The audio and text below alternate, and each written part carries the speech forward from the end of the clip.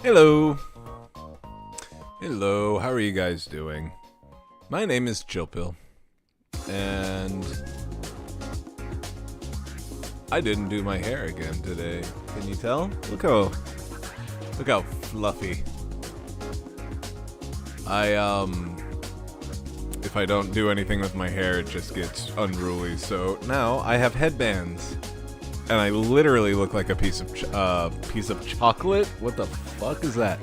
A piece of broccoli. Hello, space. Welcome. Damn. I feel like the sound on this has been turned up lately. Or maybe it's just my old man ears. Let's try that. Welcome. That's better. How are you guys doing? Like I said, I'm not going to be starting out right away with Phoenix Wright. Right away. A little joke, you know. I will instead be doing my votes for the Game of the Year, the Game Awards stuff. So how about we get into that? That sounds like fun, right? We just go ahead and bigamize the window, go to here,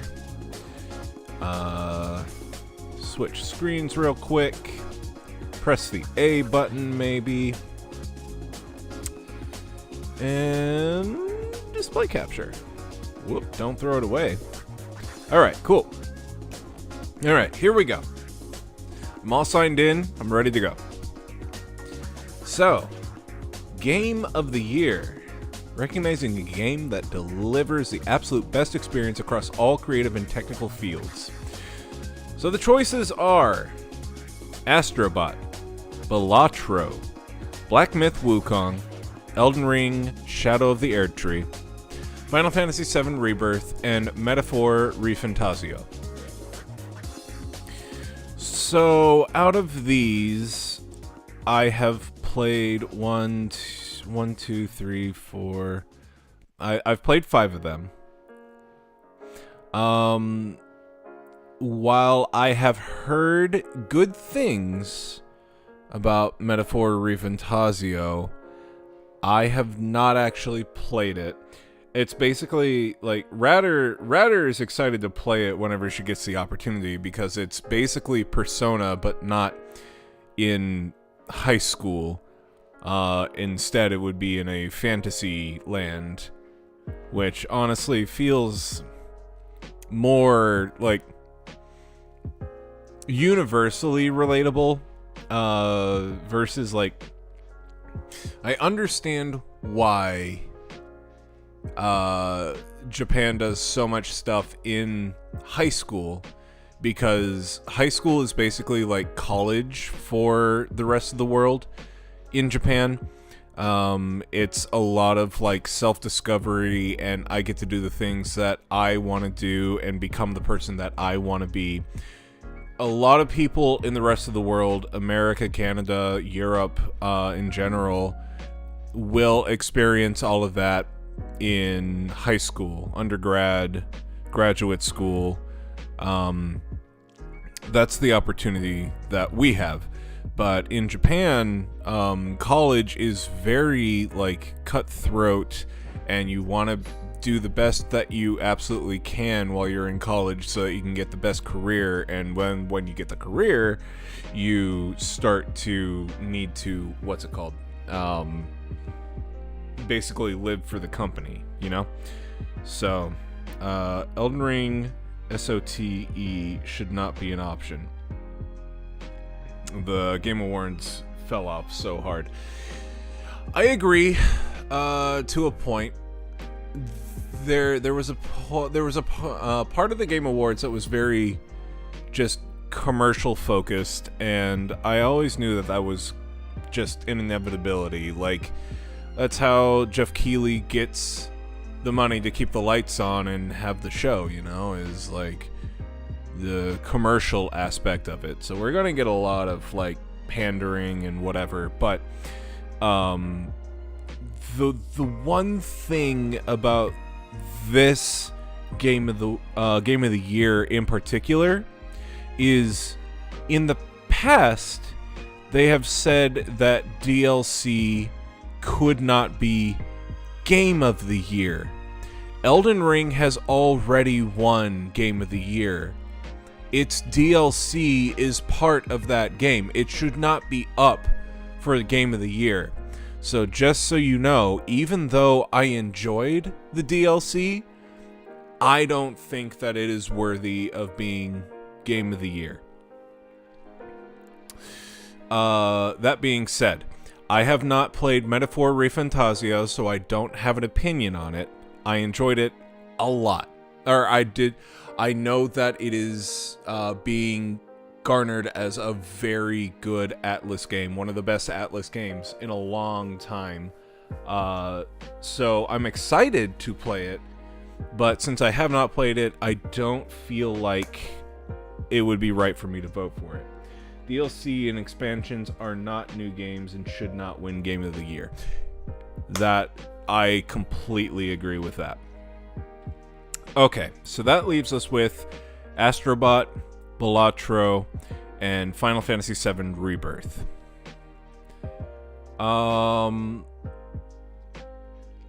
I played some of Black Myth Wukong. I have not played a ton of it, but I have played some of it, and I enjoyed it, what I've played of it, but I will say that it feels like a Souls-Light, and honestly, between Black Myth Wukong and the Elden Ring DLC, I feel like they've got a lot of similar DNA. They share a lot of same aspects, so I can't bring myself to vote for Black Myth Wukong. Balatro. I enjoyed it for a little bit, but I don't know, there was something about it that, like, it just didn't sink its hooks into me. I've heard so many people sing its praises and everything, and the fact that it's so cheap and available on everything. It's like on your phone, it's on your Switch, it's on your Steam Deck, it's on everything. It's on the major consoles. Why would you play this on a PS5 or something? Like, I don't know. But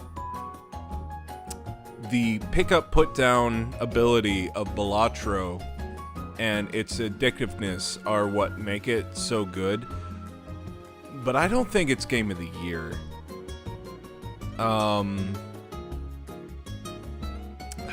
So now we're down to Final Fantasy VII Rebirth and Astrobot. These two are very good. Final Fantasy VII Rebirth is a very good RPG, and it's the continuation of Final Fantasy, the remake of Final Fantasy VII. I enjoyed it a lot. I played it a lot. I've played it up to where I needed to, like, start grinding to get, like, the achievements to get towards the Platinum Trophy. And that's where I said, I'm gonna call it quits. It's just not worth it to me. But that being said, I did a ton of the minigames. I finished a ton of the minigames. I enjoyed a lot of the side content. But I will say that the side content really detracted from the plot of the game, and it felt like they put more emphasis on the side stuff than they did the actual main story. And unfortunately, the main story, once you got to the part where spoilers, if you haven't played the original Final Fantasy VII, which is at this point a almost 30-year-old game. It came out in 97. Aerith dies. It became so Kingdom Hearts and up its own ass that I'm just like, what the hell is going on here? I felt like the game was fun. The music was beautiful, one of my favorite soundtracks of the year. But if I'm looking at it subjectively, or objectively, I guess, the plot of this one being the middle of the trilogy of Final Fantasy VII remakes, I just did not find it as compelling as the first of the 3 in the trilogy. So, I don't know. It's really good. That being said, let's talk about Astrobot. Astrobot is a lot of fun. Astrobot actually gives Mario a run for his money. It was a good 3D platformer. It was simple, but also very tricky if you were to do all of the content. There was a lot of stuff about Astrobot that had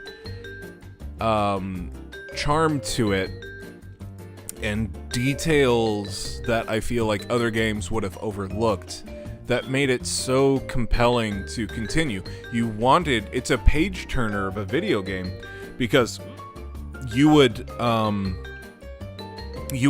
finish a level and then be excited about playing the next level, because every single level had a new crux to it that was like, ooh, I was not expecting to turn into a mouse-sized version of myself and explore this world in like miniature size, whatever point of view. That was really cool. Ooh, I turned into a giant sponge and now I have to figure out how to find bodies of water so I can use my sponge powers and whatever. It was very creative, and they really expanded on the tech demo that originally came out whenever the PS5 was released. So they've got a lot of creativity.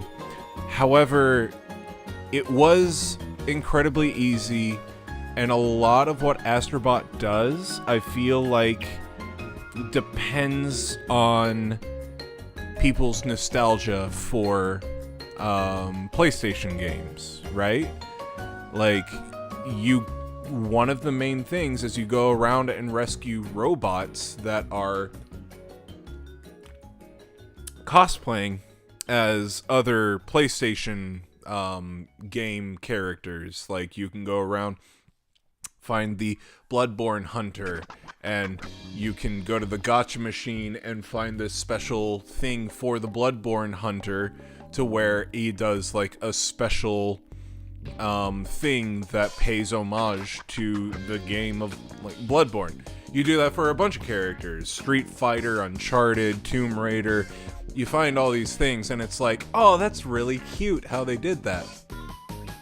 But I feel like a lot of this game's charm, if they were to take away the PlayStation mascot aspect of it, would it be as good? And I feel like it would lose a lot of what makes it fun. However, the platforming was tight, the music was very good, and quite honestly, even if the PlayStation mascots weren't a part of it, it was still a very charming game, and the ways that they made that little robot emote with just his eyes was very inspired, very good. It was a very good game. So, with all that in mind, if I were to order this, and keep in mind, I have not played Metaphor Refantasio, and I don't count DLC, so unfortunately, as much as I enjoyed it, Elden Ring Shadow of the Erdtree would be very bottom.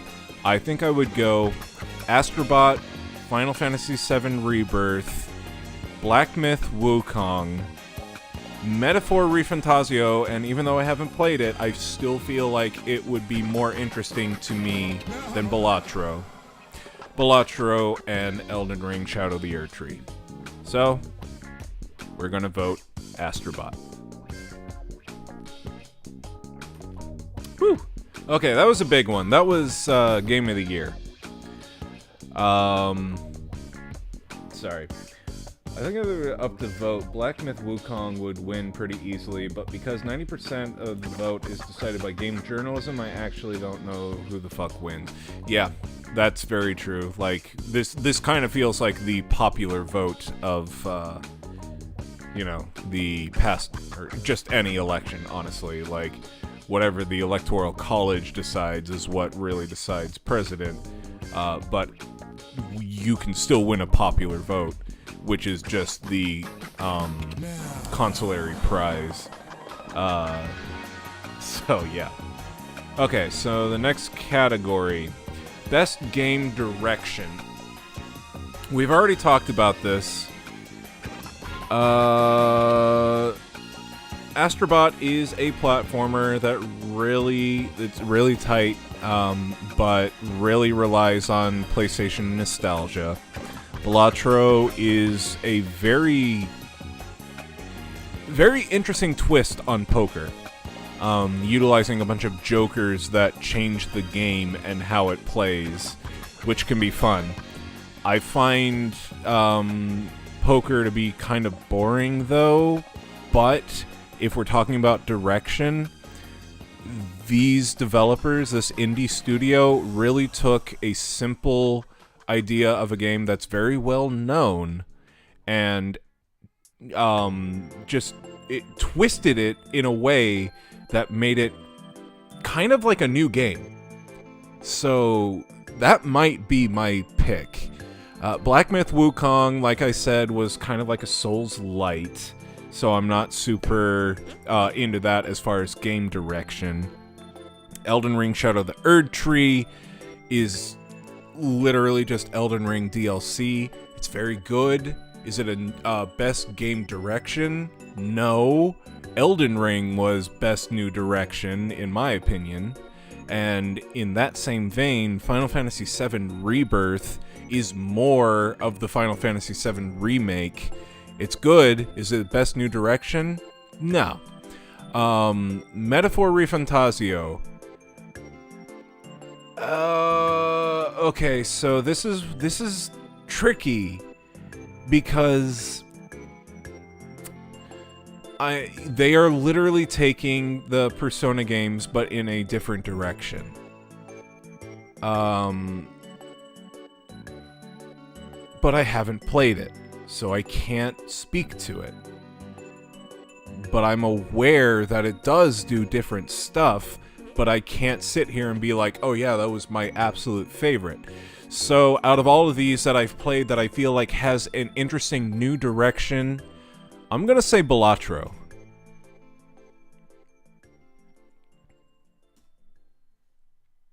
Best narrative. Okay.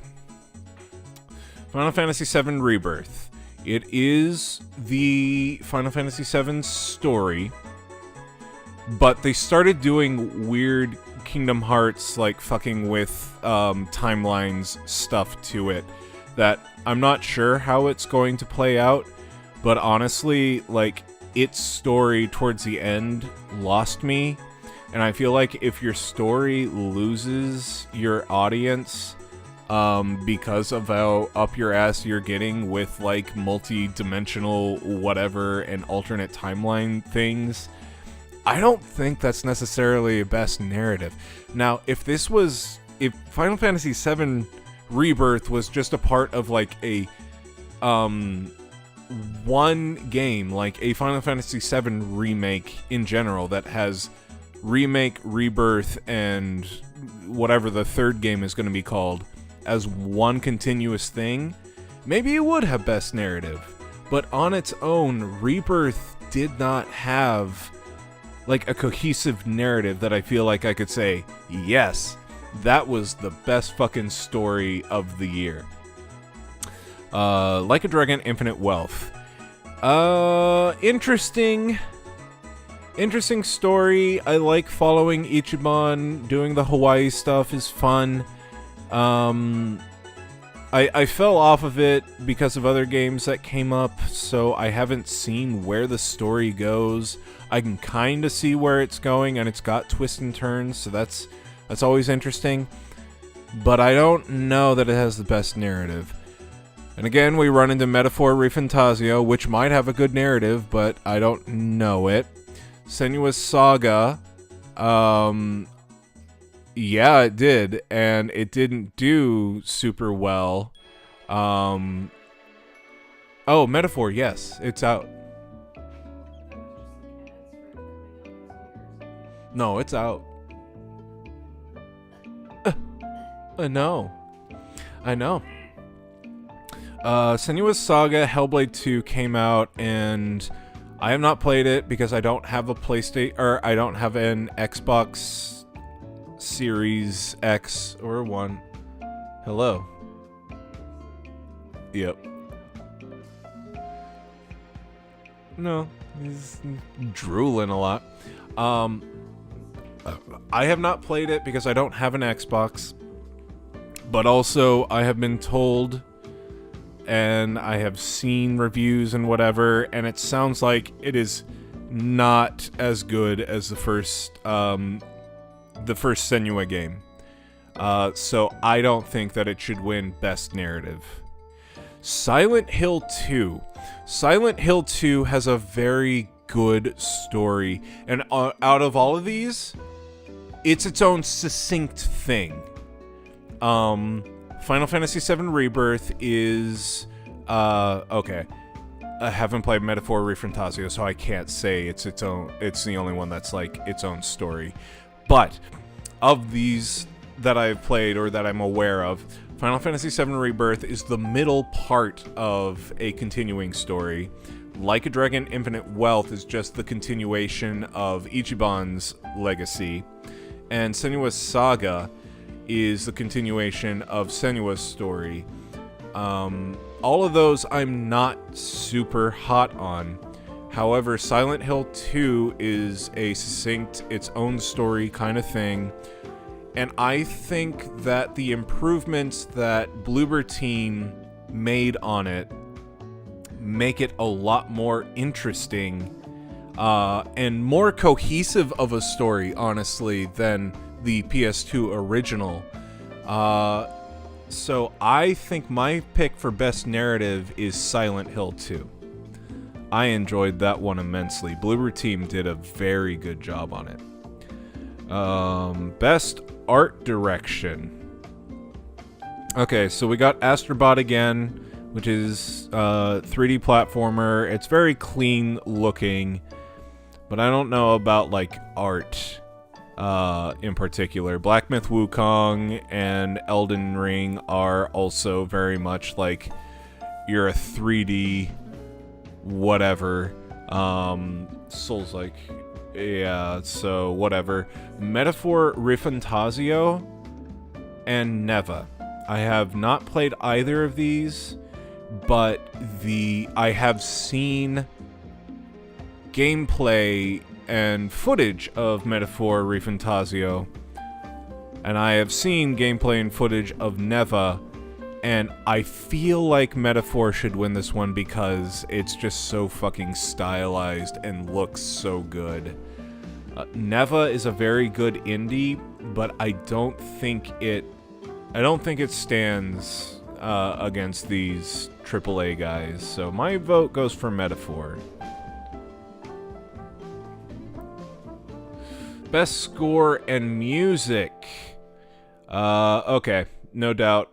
Don't even need to talk about it. Final Fantasy VII Rebirth has one of my favorite scores of the year, undoubtedly.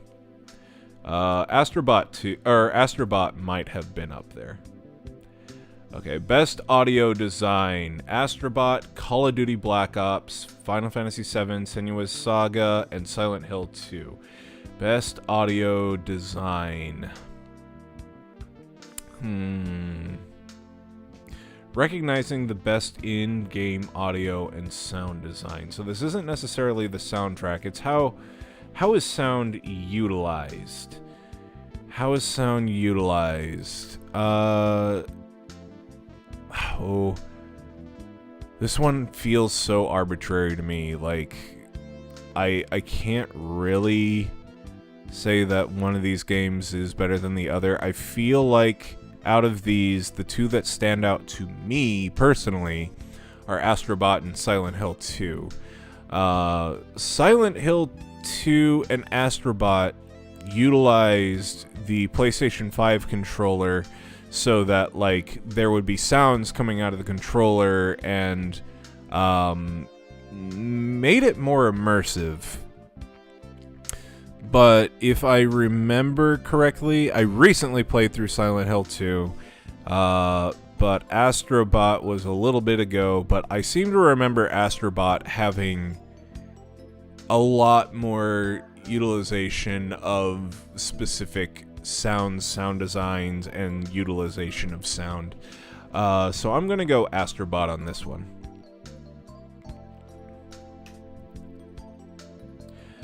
Best performance. Okay. Brianna White. I wish that they would say the name of the characters that they were doing.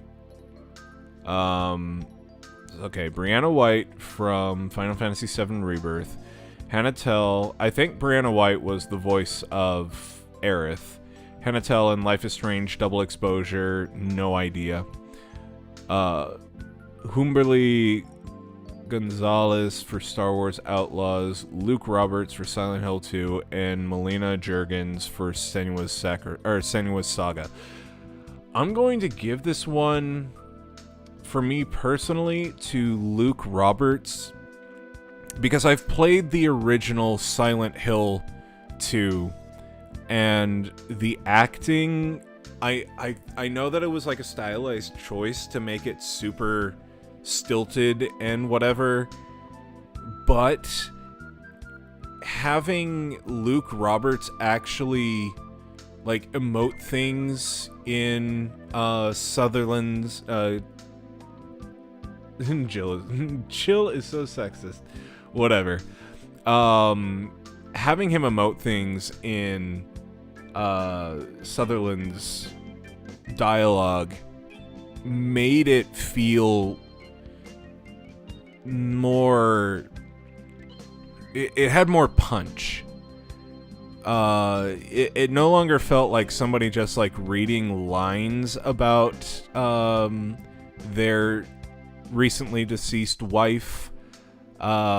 You could feel like anguish, you could feel like curiosity, you could feel emotion in the character, the voice acting that wasn't there in the original.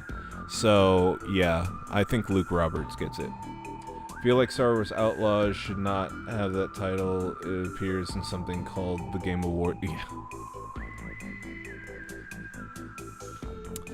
Innovation and accessibility. Recognizing software and or hardware that is pushing the medium forward by adding features, technology, and content to help games be played and enjoyed on an even wider audience.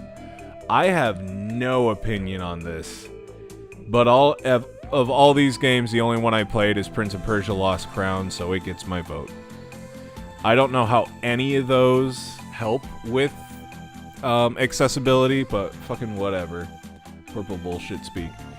Games for impact. Closer the Distance, did not play. Indica, did not play. Neva did not play. Oh my god, I didn't play any of these. What even are these? No. Some of these, no, 3 out of 6 of these are not indie games. Life is Strange, Senua's Saga, and Tales of Kenzara are not indie. But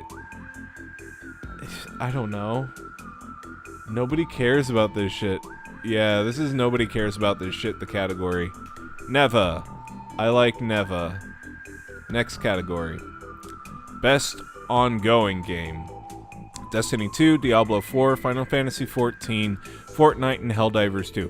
Helldivers 2 has been an absolute experience and has been one of the best games in a long time as far as multiplayer goes. I don't like Fortnite. I'm not really into MMORPGs. Diablo 4 is whatever. I'm gonna say Helldivers 2. Best community support. Baldur's Gate 3. I'm gonna say Baldur's Gate 3, just because all the others...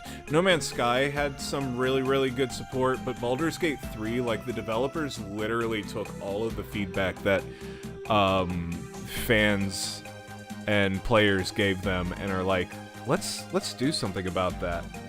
Let's fucking do something about that. Hey, Toko, how's it going? Okay, so... Baldur's Gate 3. Best independent game. Okay. Animal Well was a very interesting Metroidvania that had no dialogue, was very, very compelling to play. Like, you never played it for short bursts. You always played it for like 2 or 3 hours. I enjoyed my time with Animal Well. It was really good. Balatro, like I said previously, really took poker and turned it on its head, gave it a new twist that made it not poker. And I'm wondering if it making poker a fun game makes it one of the best indie games, or if it just took someone to be like, you know what, poker is boring. Let's just make it something fun. So I don't know if that speaks to Balatro being a good independent game, or just like people realizing poker is kind of fucking boring. Lorelei and the Laser Eyes. Have not played that one, but I have heard that if you like games that are very cerebral, that make you think, that make you go back to the times of having to like write down things to solve puzzles, Lorelei and the Laser Eyes is one of the best games in the last several years that actually makes you need to think and solve puzzles bit by bit.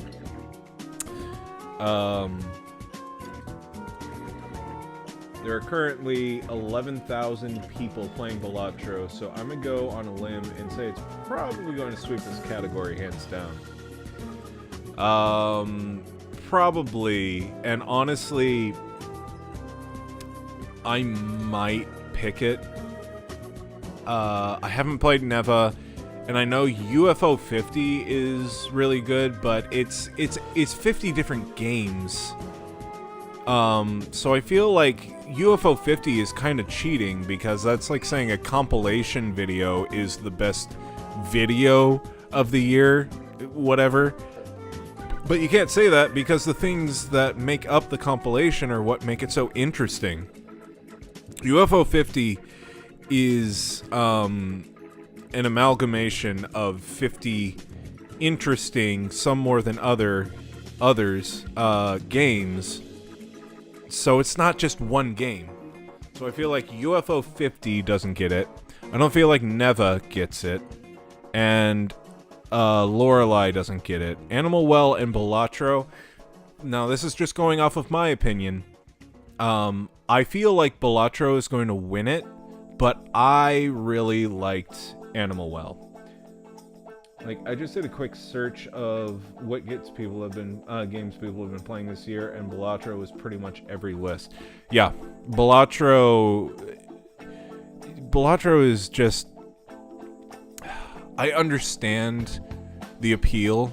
It didn't get me in particular, but I have a feeling that it will sweep the category. So I'm going to do my part to make sure that not everyone votes for it. Animal Well gets my best indie. Best debut indie game? Manor Lords, Pacific Drive, and The Plucky Squire. No, I've heard bad things about the Plucky Squire.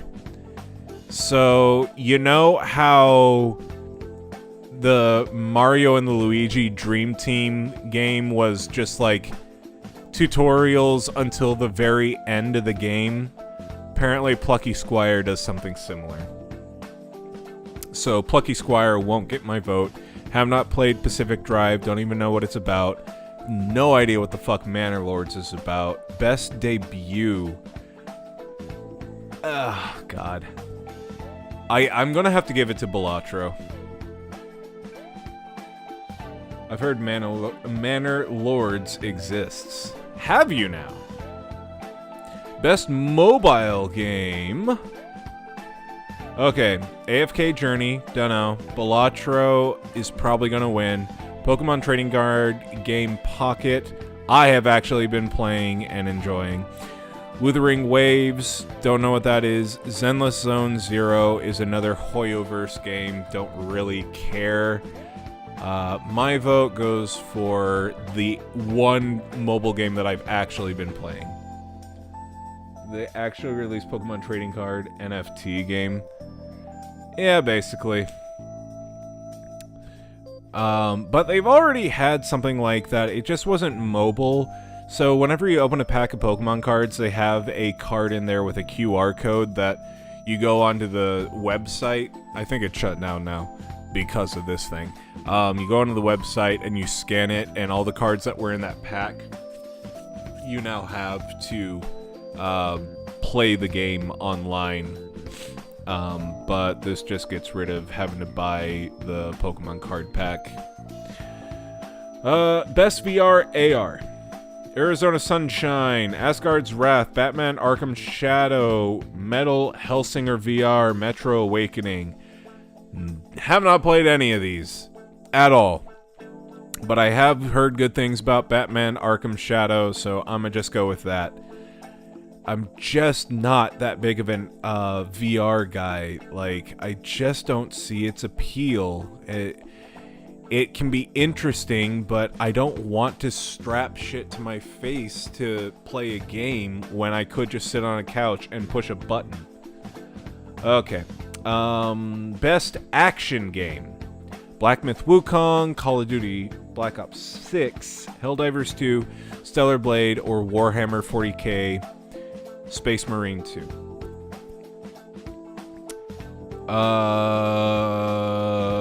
I'm gonna have to give it to Helldivers. They really made a good multiplayer action game. Space Marine 2 wins this easy. You think so? Best action adventure. Okay, interesting. Astrobot, Prince of Persia, Silent Hill 2, Star Wars Outlaws, and Legend of Zelda Echoes of Wisdom. Of these, the ones that I played are Astrobot, Prince of Persia, Silent Hill, and Legend of Zelda. Of those three, the ones that I feel like are of those four, the ones that I feel like are the best of the year are Astrobot, Prince of Persia, and Silent Hill 2. But I feel like Prince of Persia was a very good Metroidvania, but I don't know, like, once I was done with it, there was nothing about it that really stuck with me. Why is Star Wars Outlaws being featured so much? I don't know, buddy. I never could get into Helldivers because it was just non-stop with crashing and disconnects. I think it's gotten better. I have zero value to add here. Minimal time in new games lately. Yeah, I'm really having to pick and choose myself. Okay. So, of these, the ones that I enjoyed the most were Astrobot and Silent Hill 2. But I don't know. I had the most fun with Astrobot, I think. Yeah, it's part of growing up. Fucking sucks. Okay.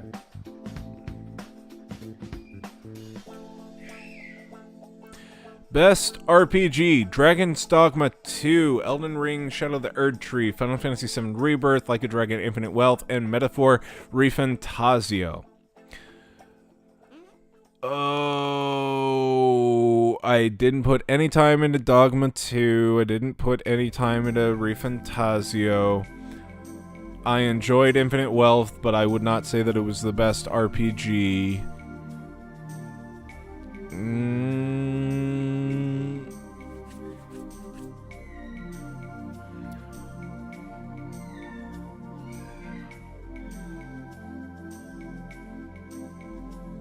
I don't know. I think Shadow of the Erd Tree was probably my favorite. Go with that. Best fighting game, Dragon Ball Sparking Zero, Grand Blue Fantasy Versus, Marvel vs. Capcom Fighting Collection, Arcade Classics Multiverses, and Tekken 8. Okay, so haven't played Sparking Zero, but I understand that it's very similar to the Budokai Tenkaichi series. Not one-to-one, mind you, but still pretty good. Grand Blue Fantasy Versus, have not played. Grand Blue is a good game, but I don't know. In this instance, for me personally, Marvel vs. Capcom Fighting Collection is a very good collection. Very good. For me, it's either that one or Tekken 8. Multiverses went away for a bit and then came back worse than when it left. It's like they took a game and then were like asking people for feedback. And instead of like taking people's feedback, they decided to take the worst aspect of a free-to-play game and just implemented all those things into it and just made it worse. I don't think Multiverses deserves to win. In fact, I wouldn't be unhappy if any of these won except for Multiverses. I think Multiverses needs to learn that the fans are not happy with what they did to the game. Also, Multiverses did not come out this year. It came out in 2022. Yeah. Multiverses is ass. Okay, so me personally, I'm going to say Tekken 8 purely because Marvel vs. Capcom is a collection. It is a very good collection. If you've never played the Marvel vs. Capcom games, especially 2, I would highly recommend it. But Tekken 8 was a very good fighting game. And it was new this year, so I think it deserves to win Best Fighting Game. Best Family Game.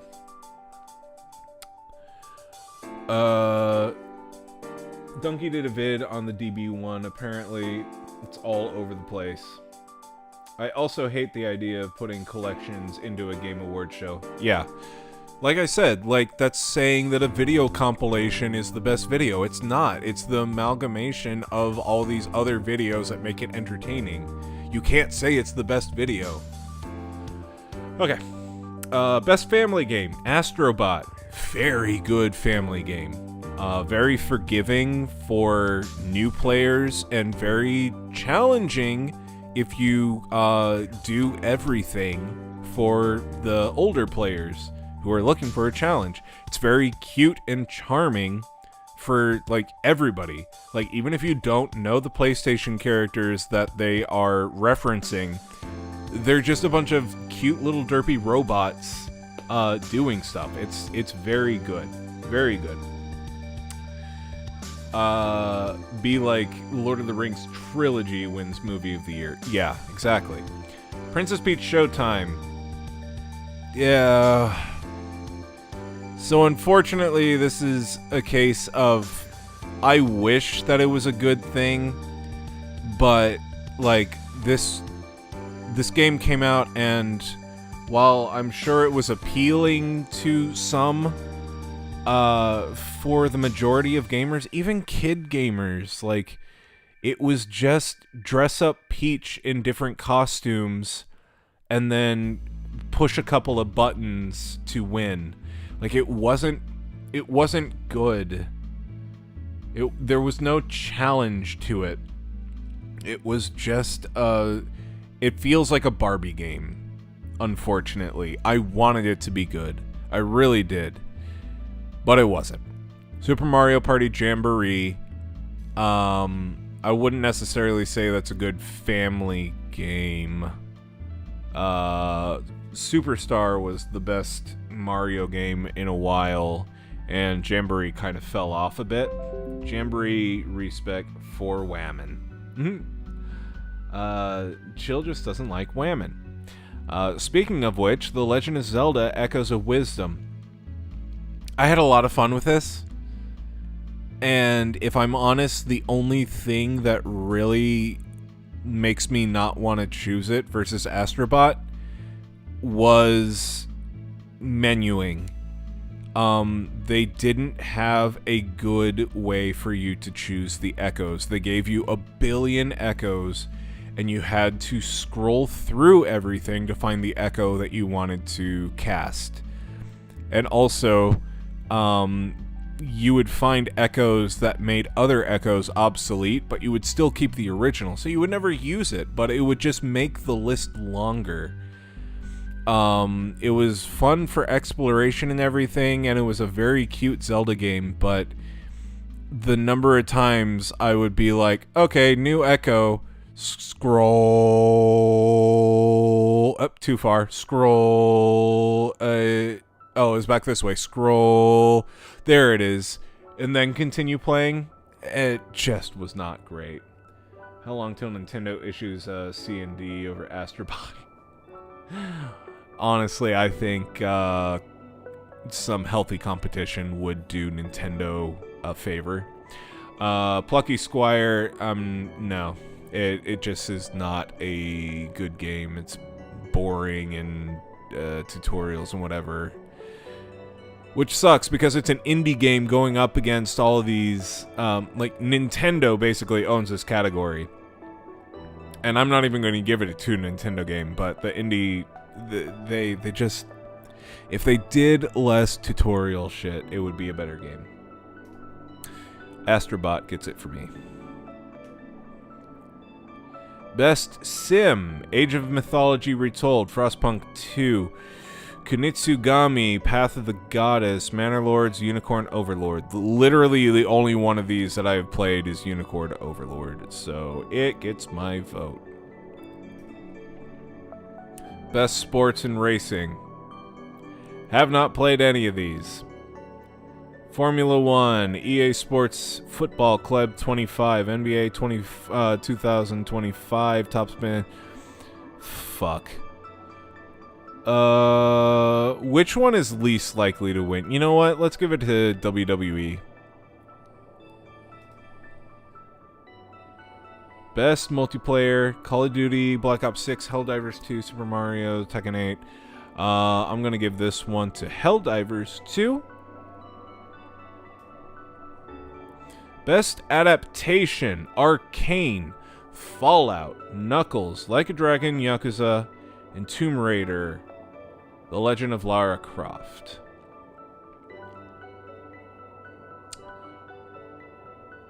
Oh, I think that I am going to have to give it to Arcane purely because I give zero shits about League of Legends, but they took the characters and made a good TV show out of it. The fact that they were able to do that about a game series that I do not give a shit about, I think speaks volumes. So I'm gonna give that to Arcane. Most anticipated game. Is Knuckles one of the Jim Carrey Sonic movies? No, Knuckles is a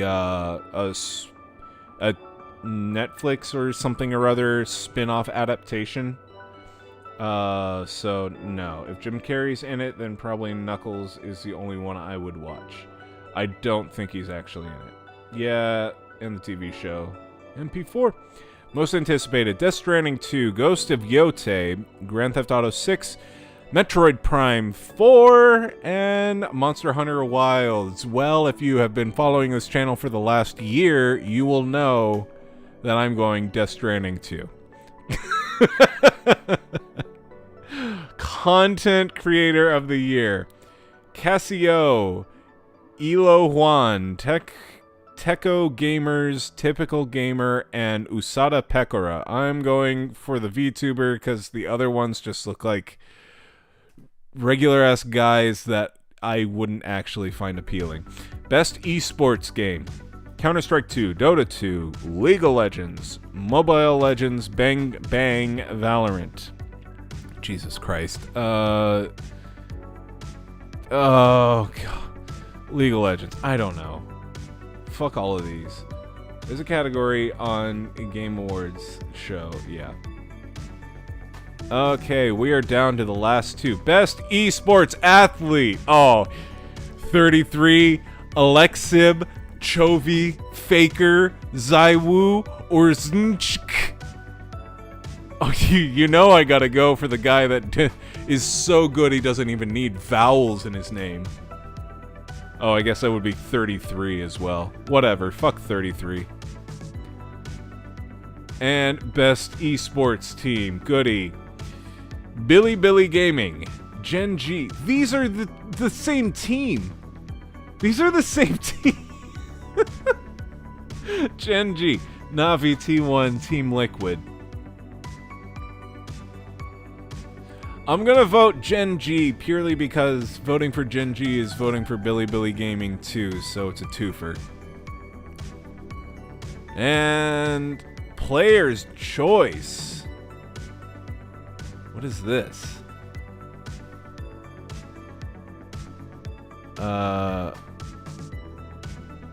Okay, I guess we're not doing this shit.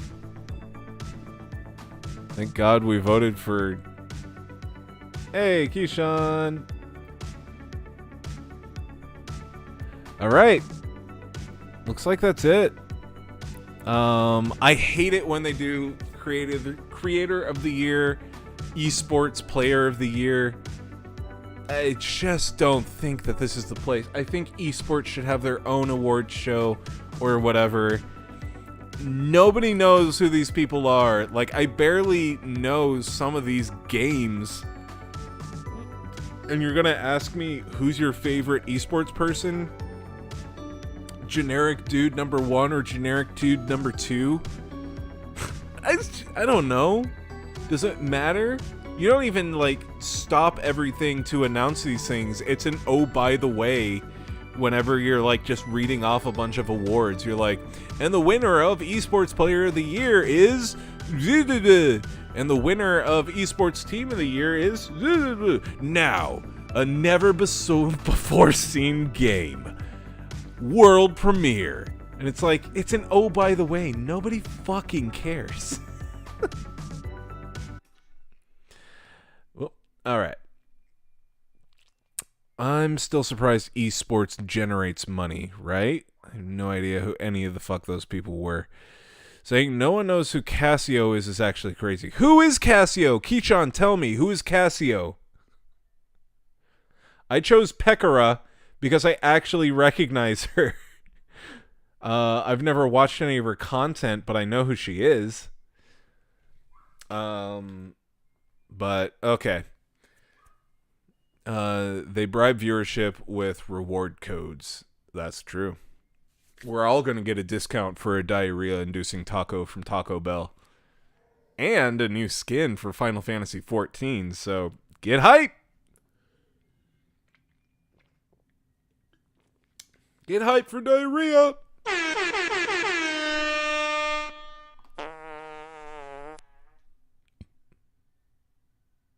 I feel like a morning talk show on a radio. Like, if you watch esports for your favorite game, you'll get exclusive unlocks. That makes sense. Kid interested in the latest cosmetics and games.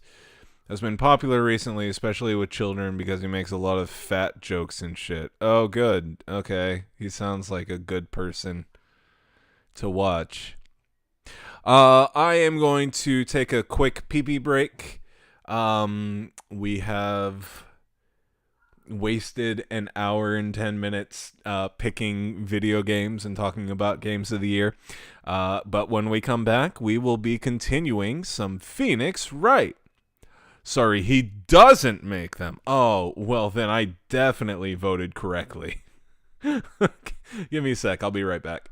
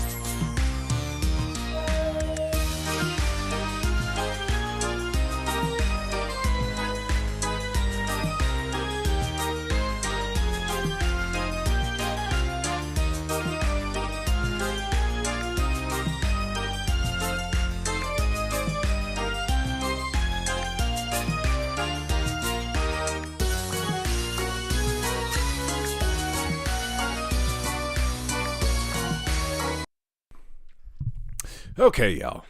We are back. Let's get started with some Phoenix Wright.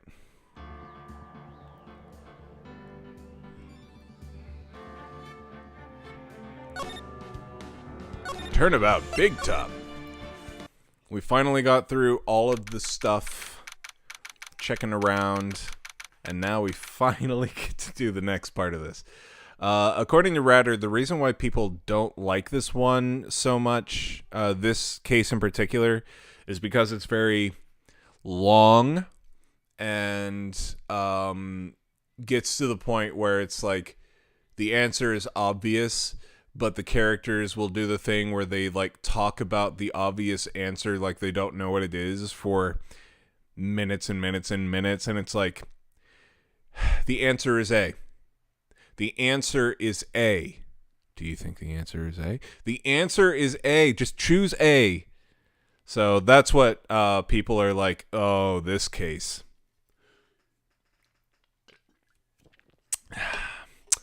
December 29th, 9:43 a.m. District Court Defendant Lobby, number 5. This game is long enough to make me... Why? Long enough to me... Why make it longer? Good morning, Max. Max?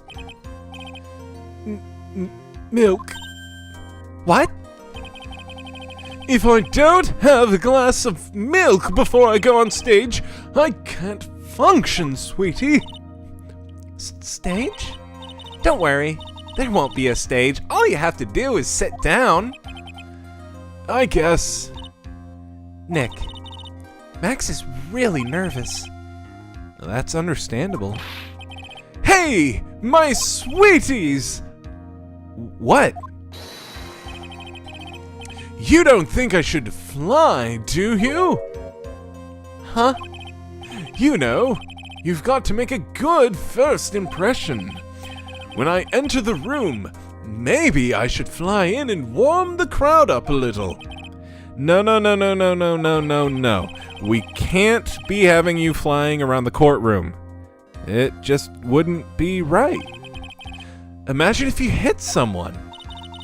Don't worry, Max. Just do what Nick says and everything will be okay. Oh, sweetie. What is it this time, Max? Why don't you try flying into the courtroom? I can see it now. The dashing young lawyer flying fabulously in from above. One glimpse of that and everyone in the room will be on your side. Max, really, no one needs to fly today. Nick, what's with the look in your eye? I like the sound of that. Dashing young lawyer flying fabulously. December 29th, 10 a.m. District Court, Courtroom, number 2. And now the case of one... What? Your Honor. Oh, Your Honor, get on with it. Oh, sorry. I just realized that the defendant's name is Billy Bob Johns. So? Well, isn't the defendant also known as Maximilian Galactica? Yes, Your Honor. He does often go by that name. You know, my grandchild is a huge fan of his. I think everyone here wouldn't mind if we call the defendant Maximilian Galactica. It sounds more friendly. The judge is fucking stupid. Yup. Huh. Wonder if that's to our advantage. Ms. Von Karma, your opening statement, if you please. I hope you didn't bother thinking you'd win this one, Mr. Phoenix Wright. Huh? That spirit channeling trial was a sham. I refuse to acknowledge its legitimacy. It did not count. Do you hear me? She must still be upset about what happened last time. You have no chance. Zero, zilch, nada. I'm not losing this case. Why, you ask? Because it is not in the nature of a Von Karma to lose anything. I guess being born with the name Von Karma is a free pass to be arrogant and annoying. Watch and learn, Mr. Phoenix Wright. I'll show you the textbook procedure for proving how absolutely guilty you are. Me? Guilty? What are you talking about? It will be my ultimate revenge. But it's not like it'll bring your dad back. There. Opening statement complete. Now let's hurry and wrap up this waste of time. Very well. You may call your first witness, Miss Von Karma. Detective Dick Gumshoe, get up there, now! Sorry to keep you from work, as I'm sure you need every penny you can earn, Detective. Don't mention it, it's no trouble at all. I've been looking forward to this. Very well, I would like you to begin by shedding light on the events in question. At your service, sir. All right, Detective. You may proceed with your testimony.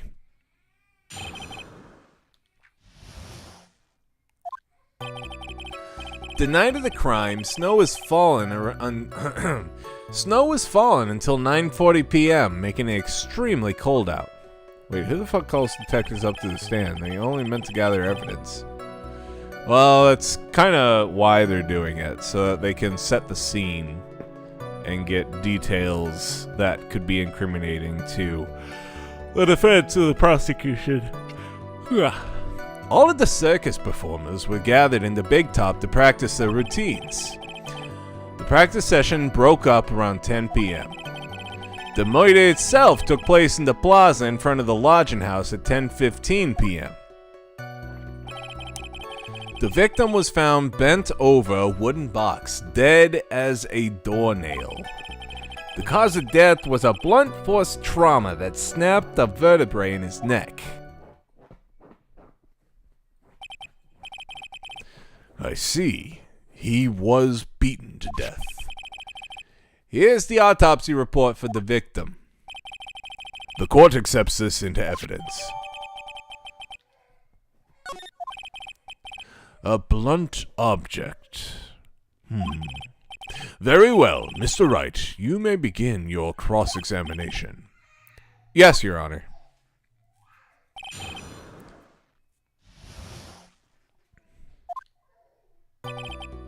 The night of the crime, snow was falling until 9:40. Let me ask you about the snow. It was nearly a blizzard up until the time of the crime. Did it pile up? It wasn't such a big deal. Maybe about 1.5 inches was on the ground. Snow froze in place and stayed on the ground until the next day. The snow. Let me see. There's gotta be more to this. Huh? What's the matter? Nick? I need to take a look at the court record.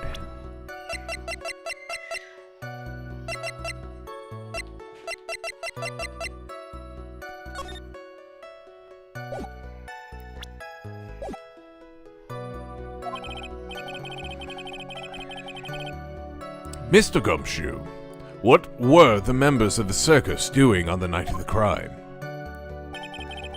All of the circus performers were gathered at the big top to practice their routines. You ever get a traffic citation? Nah, police officers and detectives get testimony all the time. Yeah. When you say all the circus performers, who do you mean? Everyone but the dancers and staff were there. Regina the animal tamer, Mo the clown, Ben the ventriloquist, and of course, the defendant, Maximilian Galactica, and his victim, the ringmaster. Oh, I almost forgot, Regent the tiger was there as well. Out of curiosity, what about the circus monkey? When I was investigating yesterday, he happened to snatch my wristwatch. Detective, you are welcome to file a police report after these proceedings. After the practice was over, where did everyone head off to? Regina was playing with Regent while Mo went back to his room tired from work. Ben the ventriloquist went to the front gate, absorbed in his own world. The ringmaster and Max went off to the ringmaster's room to talk privately. Talk privately, huh? That's awfully suspicious. So if you get a traffic ticket, that ticket is actually a summons to court, and if you choose to go to court instead of paying a fine, go up here before the judge, and so will the officer. You wouldn't happen to know what they were talking about, would you? It seems they were negotiating Max's salary. Actually, Max was asking for Regina's hand in marriage. Ooh. The murder itself took place in the plaza. I'd like you to be a bit more specific about the events at 10:15 p.m. Okay. Not a problem, pal. We gotta... ow! This is totally meaningless. Time to move on. Alright, we'll just have to revisit this testimony later. Detective Gumshoe, would you mind telling us how the victim met his end? The victim was found bent over a wooden box, dead as a doornail. A wooden box. That's right. That doesn't look wooden, it looks metal. The victim must have been carrying... The victim must have been carrying the wooden box when he was killed. The judge just allows a whip in his courtroom. Yes, of course. Carrying the box, huh? It was a rather strange wooden box, Your Honor. What do you mean? The victim became the box. Well, it was much heavier than it looked. Not to mention it was locked. Locked, you say? Hunched over this 20-pound box. 20 pounds for a box is heavy? For like a wooden box? I don't know.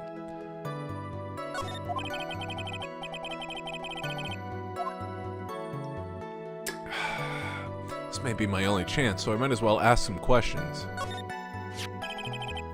This wooden box, you figure it weighs about 20 pounds, right? Sounds about right.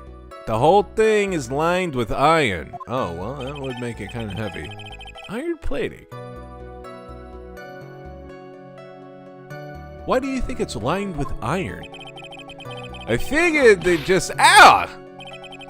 I think we could all do without your guesses, detective. Stick to what little you actually know. Sorry. Suffice it to say, the box is really heavy. Much better. You may continue on, detective. I want to hear about the other stuff.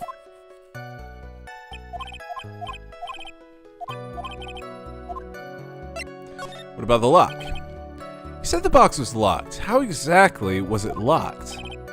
Well, it had quite a steady lock on it. Took quite a bit to open that bad boy up. So, when you found the box, it was locked, correct? Yes, it was. Some of the forensics team took it back to the precinct to crack it open. I see. Continue, Detective Gumshoe. Thank God they opened it. No. We still got one more thing.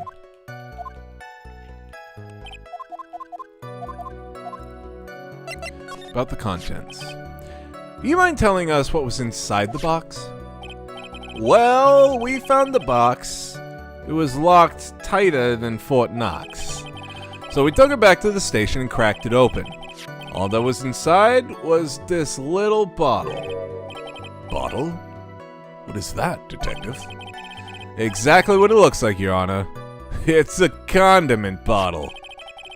What's inside the bottle? It's filled with pepper.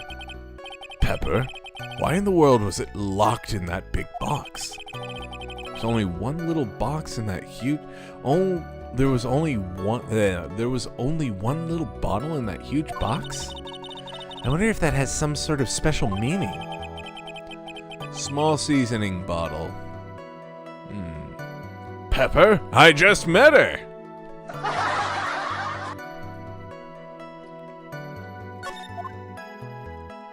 Right. Cause of death was blunt force trauma.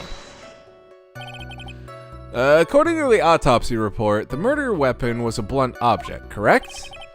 You done your homework, pal. And you haven't found this murder weapon, have you? The police are searching for it as we speak. My theory is that something the perpetrator ran off with. You would think so, especially since you didn't find it on the scene. No. I bet he made it disappear with magic. Well, I think we've had a good feel for the details of this event now. I guess that's all we're going to get out of Gumshoe in this case. Cannot believe the laugh button validated that joke. Must have been programmed by Ratter. Well, it must have. You mean all we're gonna get out of him is that little bottle of pepper? Now that we have wrapped up with the detective, I'd like to call my next witness. Huh? Not even out to stand yet. Obviously, but that's due to you being slow and unable to take a hint. I don't know, but wrapped up has such a mean sound to it. I'm a sensitive guy. Ooh.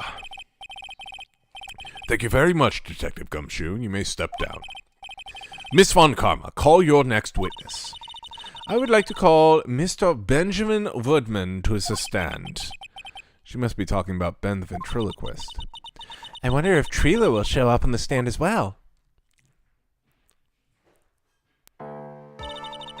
Please state your name and occupation for the record. My full name is Triloquist. I am employed as an operatic tenor. Excuse me? The witness called to the stand was one Mr. Benjamin Woodman, ventriloquist. That rope must be cutting off your circulation. I said that I was a singer. Maybe you don't believe me. Fine, I'll grace you with a song. Ahem. Me, me, me, me, me, me, me. The world of the law, exciting and daring, guilt or innocence, decided by a judge dressed up like a woman. Well, what do you think? It had good rhythm. It's just the lyrics. They leave something to be desired, so to speak. Trilo, you know better than to insult a judge. Shut up. Just look at your nose. You would think that you'd have the sense to fix it. It's so ugly, I want to punch you in the face on the off chance swelling would help. You know that your nose is the reason you'll never be an A-list star. Celebrities must really enjoy saying everything that flashes into their mind. What's going on here? Order! Order! I demand to know who the witness is. Don't worry about me. I'll let Trilo handle this. I'm not worried about you. Ah! You won't get anywhere trying to figure out this witness. Now let's proceed.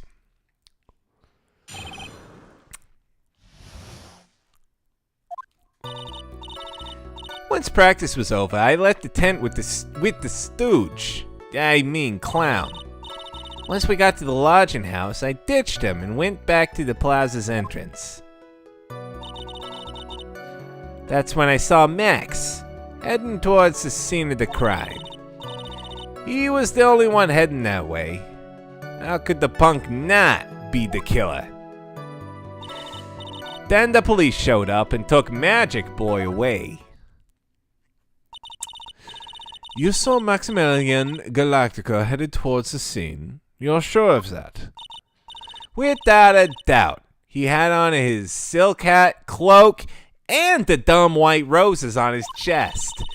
How can you mistake someone with that crazy getup and his nose stuck up so high? That's enough. I think we all get the picture. Just one thing. You said you ditched the clown. That's right, dress boy. Well, since you weren't with him, couldn't that mean the clown committed the crime? He's got a point. What a shame.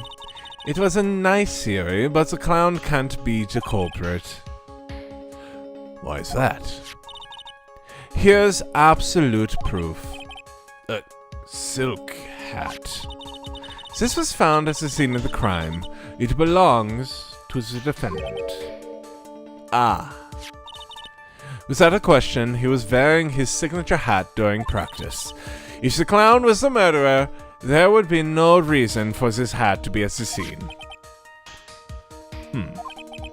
Well done, Miss Von Karma. Your prosecutorial skills are unrivaled. Well done. Thank you for stating the obvious. Mr. Phoenix Wright, what do you have to say? Okay. I guess she's the boss again today. Alright. Once practice was over, I left the tent. The clown. You talking about Mo? Of course I'm talking about that old fart. He's so pathetic, I can't stand him. Just a little bit of exercise and his makeup is running all over the place. Once practice was over, he was 9/10 of the way to kneeling on the floor. Keeling over for good. Jesus. Poor guy. We didn't have any choice, so Ben took him back to his room. When it comes to being a first place loser, that guy's ahead of the pack. No shot someone's getting framed for this, for the 40th time. Then what happened? So we got to the lodging house, I ditched him, and we went back to the plaza. Why the plaza entrance? To do some thinking, of course. It was awfully cold out that night, especially with the snow all around. Wouldn't thinking in your nice, warm lodging house have been a better idea? Mr. Phoenix Wright, I think you should leave the thinking to the witness. But I'm a good thunker. At least my teachers always said I was. That's when I saw Max headed towards the scene of the crime. Are you sure it was really Max Galactica? Of course I'm sure! How could you mistake someone wearing such a snobby three-piece getup? Snobby three-piece getup? Get the wax out of your ears! Lawyers nowadays! You're like talking to a brick wall. Max's three-piece getup. Jeez, could you be any more dense? All together now. Silk hat, cloak, white roses. Thank you. Nick, I think you should put a little more effort into preparing your questions. It was only one headed that way. You saw Max and only Max, right, Trilo? That's right. And that makes him the killer. There was only one person headed that way that night. That makes quite a bit of sense and makes Max one suspicious character. There's more to this story than meets the eye. Is there something amiss in this? That's a bit strange, don't you think? What's strange? That you only saw Max? Doesn't it seem like you should have seen someone else as well? What? What are you going on? Where are you going with this, Mr. Wright? Who else do you suppose the witness... Who else do you suppose the witness could have seen? I don't know, maybe the man he killed? That's the victim. That's correct. If Trilo was at the entrance to the plaza, he should have seen the ringmaster as well. Ah! Obviously, the ringmaster arrived at the scene of the crime before the witness could have seen him. Anyone with sense could figure that one out. What are you talking about? The ringmaster and Max went together to the ringmaster's room. Is that according to the defendant? A likely story. If Maximilian Galactica was supposed to be in the ringmaster's room, why was he, just as the witness stated, at the scene of the crime? Ah! I see. It seems that at this stage, I have no reason to doubt this witness' testimony. And there are clearly no conclusive contradictions. He's right. A brilliant judgment, Your Honor. Now, let's move along with the testimony. Trilo wouldn't happen to have an ulterior motive for incriminating Max, would he? Well, Max is part of that bitter love triangle with Regina, which is probably why Max conked him over the head. Nick, wasn't Ben the one who got knocked over the head? Wasn't Ben the one who got knocked over the head? Yeah, I think so. I don't know anymore. Once practice was over, I left the tent with the stooge. I mean, the clown.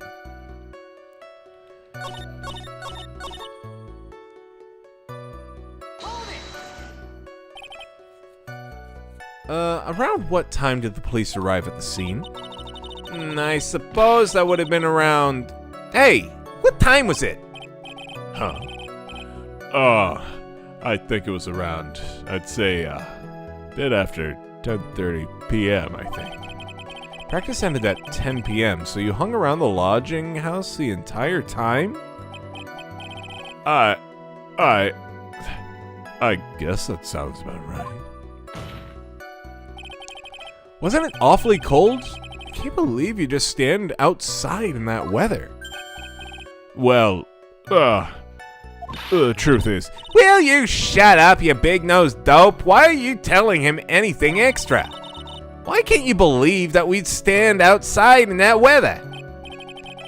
Well, maybe you were waiting for someone? What? Who said we were waiting for someone?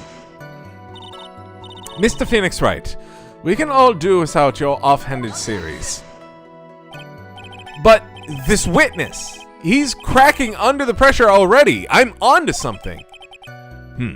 Mr. Phoenix Wright, Who do you suppose the witness was waiting for out in the cold that night?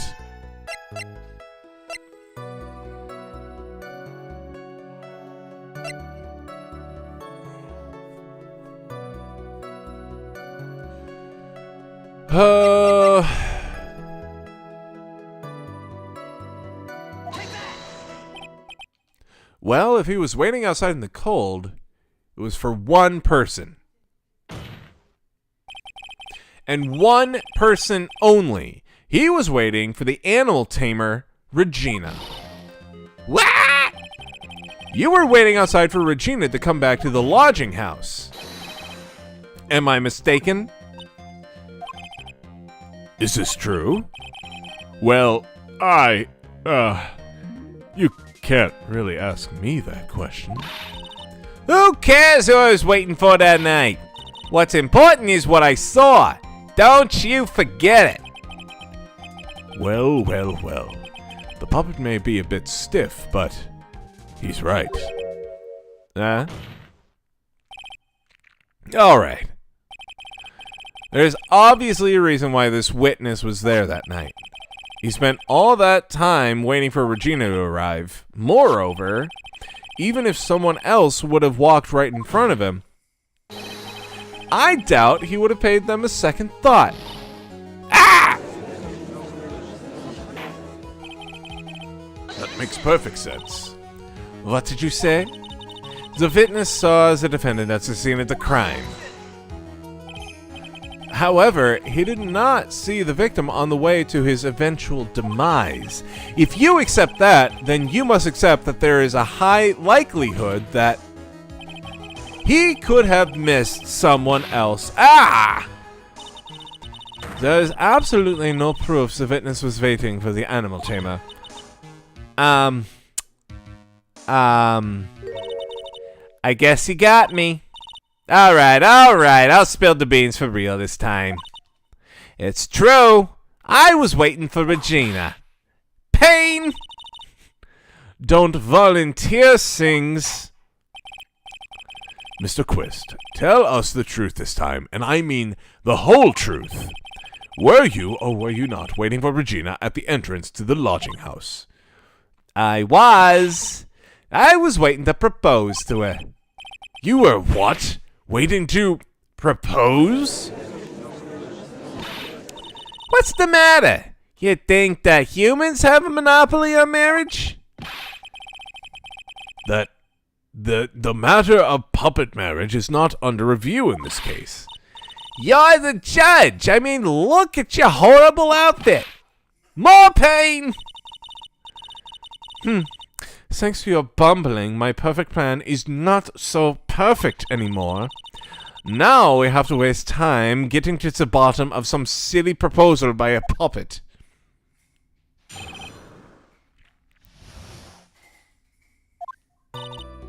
Don't be so surprised that I was going to propose to Regina.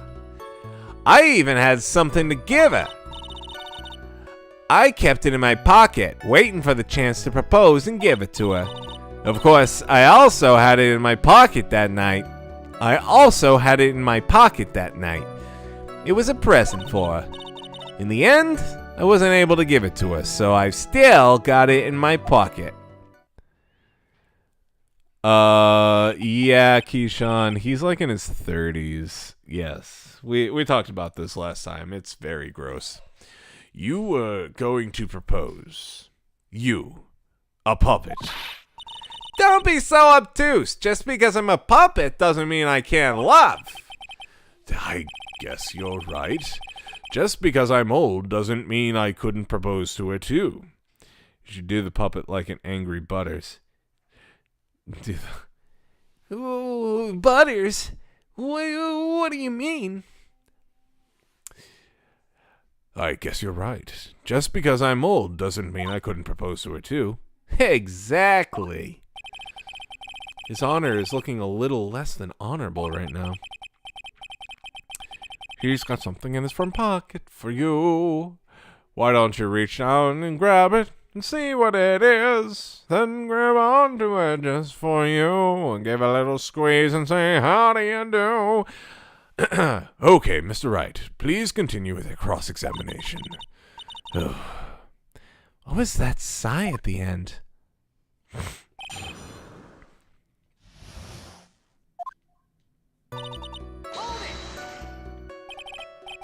By proposal, you mean proposing marriage, correct? To Regina. Of course that's what I meant. What kind of stupid question is that? I wasn't gonna propose that we become some sort of outlaw biker gang together. Right, Ben? Yeah. Got it? That's the truth. What was it exactly that you planned on giving her? You know exactly what I was gonna give a numbskull. The only thing I could find that could match Regina's beauty. Answer his question. Answer his question. What was it? You're gonna die when you hear this. It's an engagement ring. Engagement ring? Wow. Those two nearly fell out of their chairs. Mr. Phoenix Wright's joke has gone too far. Time for this to end right here. Francesca's whip looks like it's about to lash out at almost anything. I'll give you a hint. It's not a banana. I'm done caring about the age difference in this game. One hit from that thing will probably shut someone up for a long time. Shut anyways. Pain equals bad. It may be something of a joke, but this is a historic moment. I advise you to cut this argument short. I'm going to have to agree with the defense here. Will the witness please revise their testimony? Pain whip, bad. Pain whip, bad. Specifically about the engagement ring, I'd like to stick to facts, not sociology. You sure do enjoy sweating the details, especially for a man in a black bathrobe. I plan on giving an engagement ring to Regina. An engagement ring? Uh-huh. It's actually a diamond-shaped stone cut from glass. Even more brilliant than the real thing. I think Regina's gonna love it. It's just a ring. What's the matter, Nick? Well, there's gotta be something I can catch you on.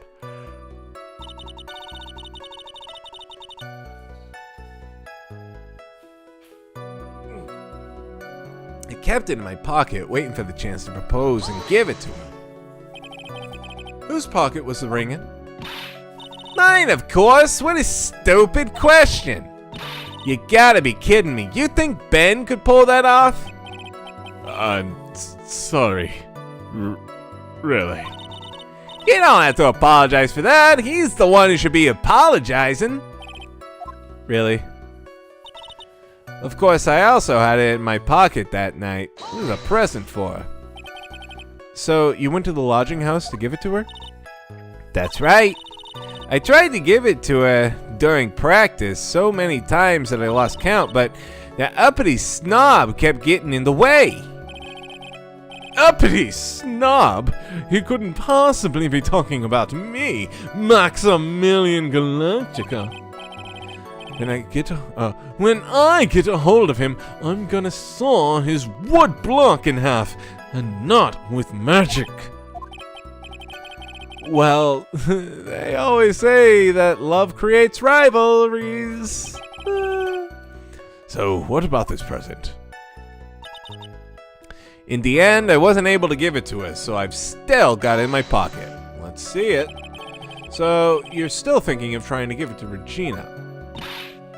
Of course I am! I spent 3 months' salary on this thing. I'm not gonna give up that easily. I wonder how much he receives for appearing in the circus. Probably way more than he deserves.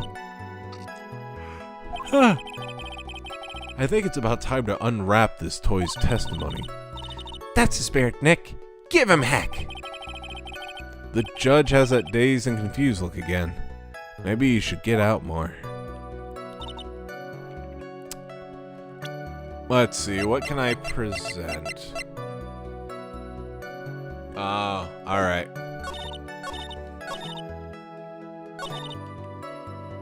So I still got it in my pocket. Oh, do you?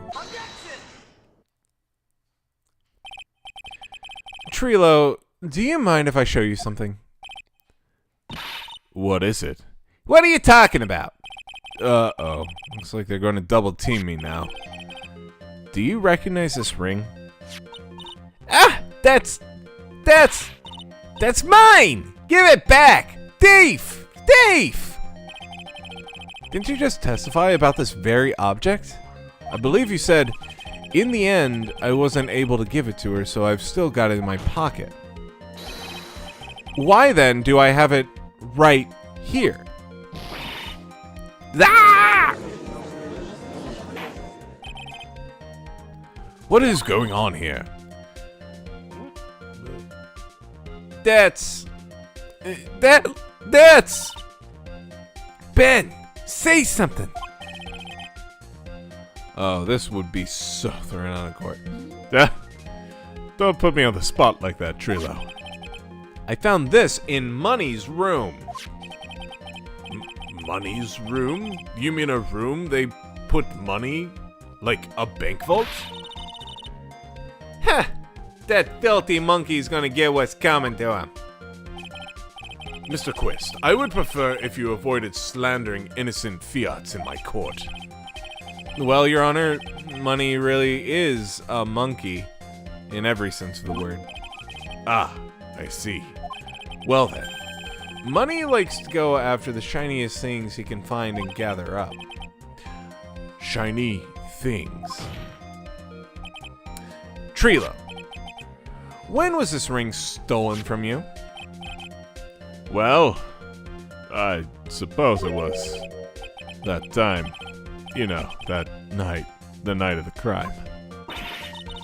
What did you just say? Details. I need more details.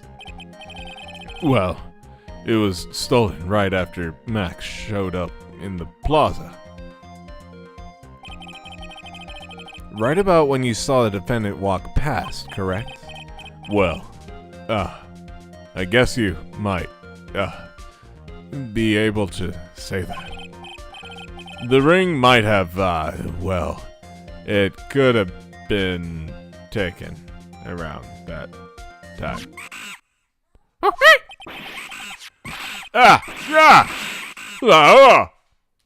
Ooh!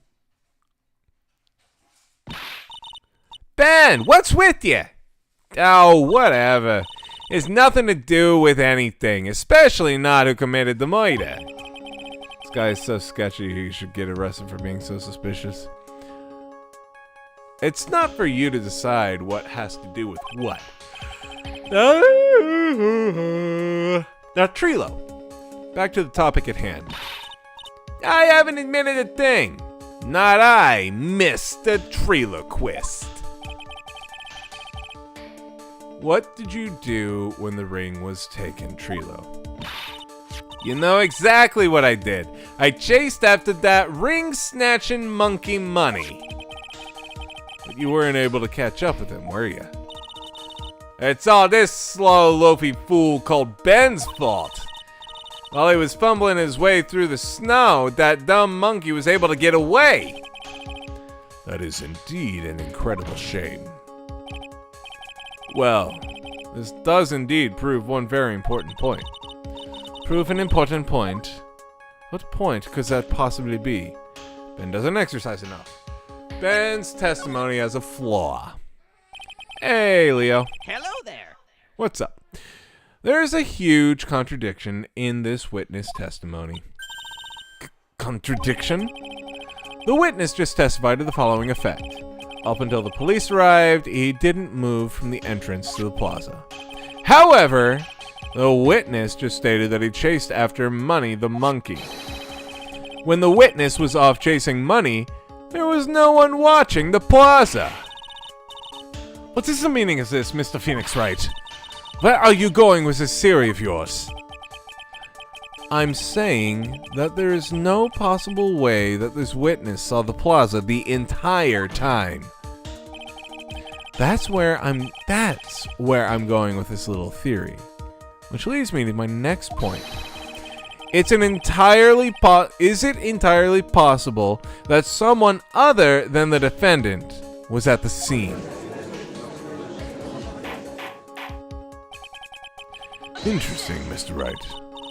Well then, tell me this, Mr. Phoenix Wright. Do you have any proofs that something slipped past this vigilant ventriloquist? Well, he obviously didn't see the victim, the ringmaster, arrive on the scene. However, that doesn't change the fact that he saw the defendant arrive.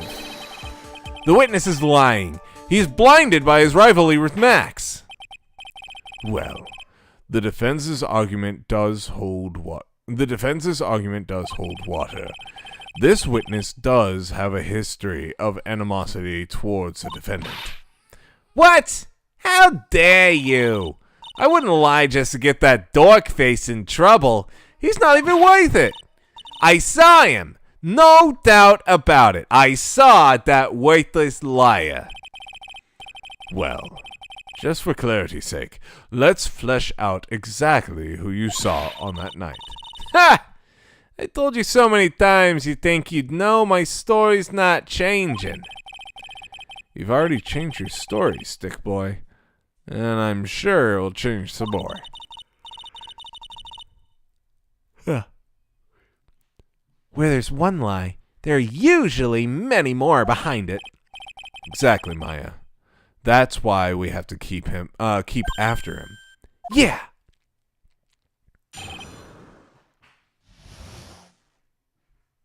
Alright, we'll be continuing with the testimony here in a second. I'm going to take another break. Give me a second.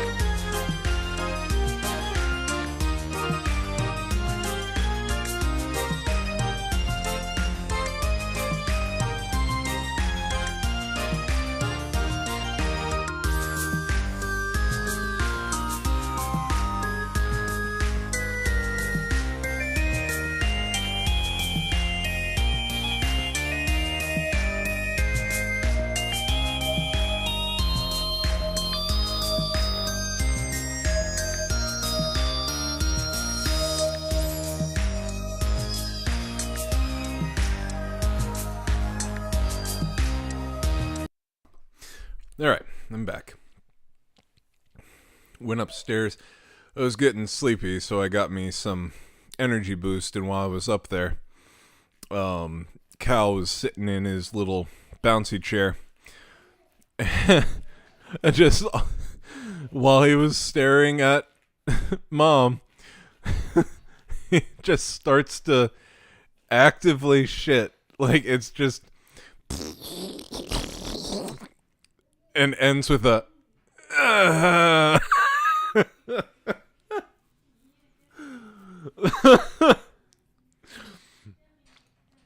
hope his stomach feels better after that.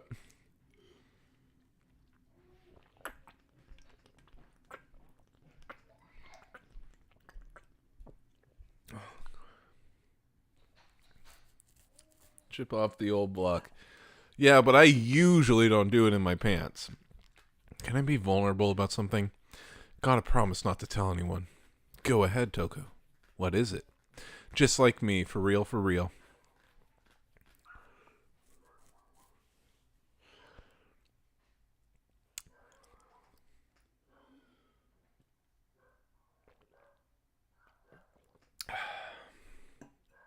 I almost pooped myself today.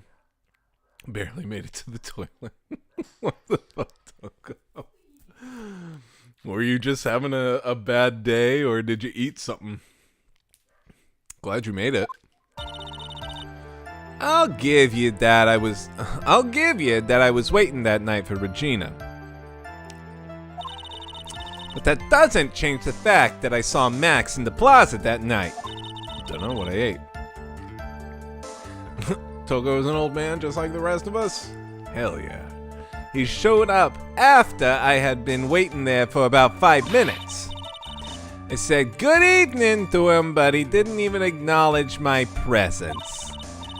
I'm absolutely sure it was him. I saw Maximilian Galactica.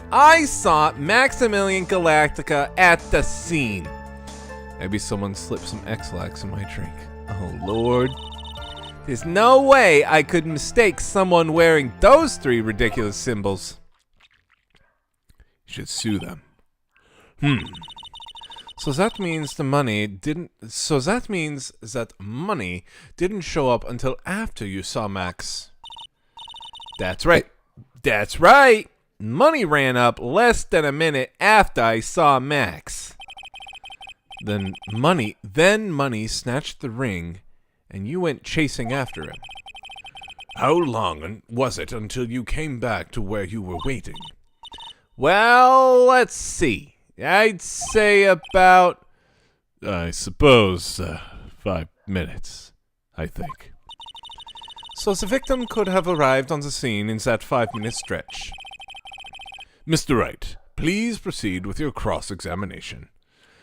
I can eat carrots for the same reason. I can't eat carrots for the same reason. It happened 3 times in public before I noticed a pattern. Sucks. Used to love carrots. Chill. I had a funny thought the other day. Cluck, cluck, cluck. Oh, that silly wolf. Jesus Christ. How old were we when we made up that inside joke? I think we were like, what, sophomores in high school or something? I imagine you telling Cal a story using oh, that silly wolf.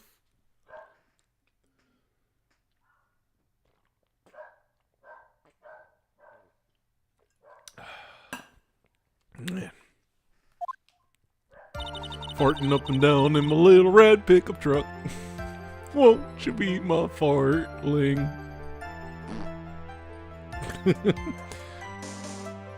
And he gives you a little confused eyebrow.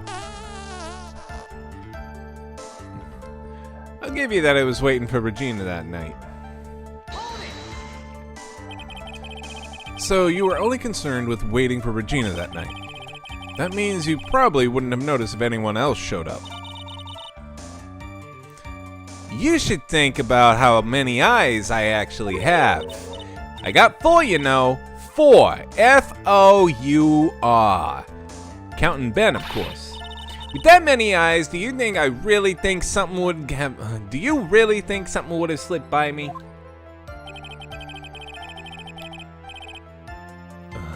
Keyshawn gets her and shits himself. Still very tired today. Hopefully tomorrow I'll get more studying done. Hopefully, Leo.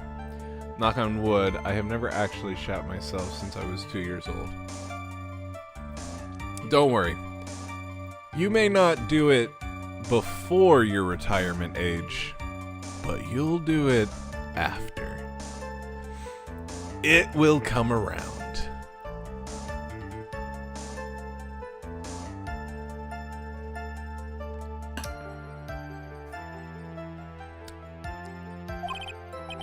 Yikes.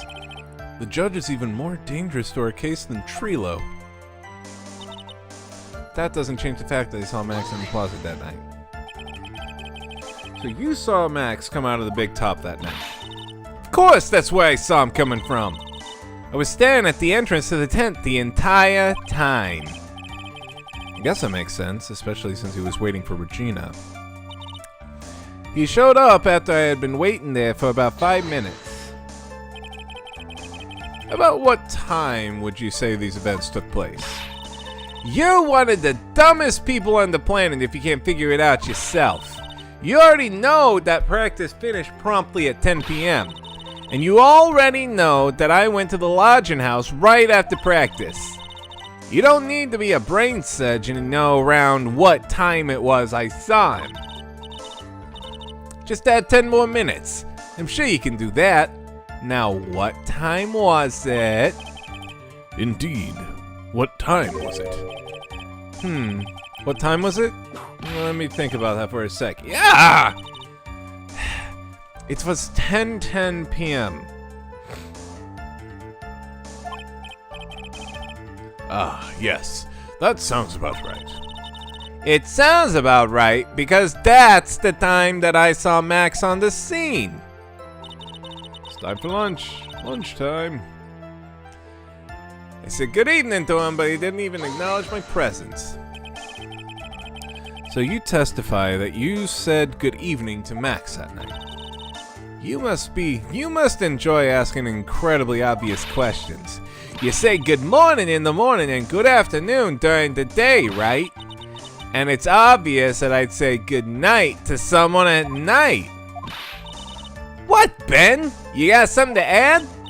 Let me guess. That's not it, Trilo. You say good evening at night. I'm sorry, Trilo. Bubble guppies. Mr. Quist, I would prefer if you kept your ventriloquist act outside of the courtroom. Impossible! A performer lives and breathes his performances. You should know better. There's got to be something wrong with this bit of testimony.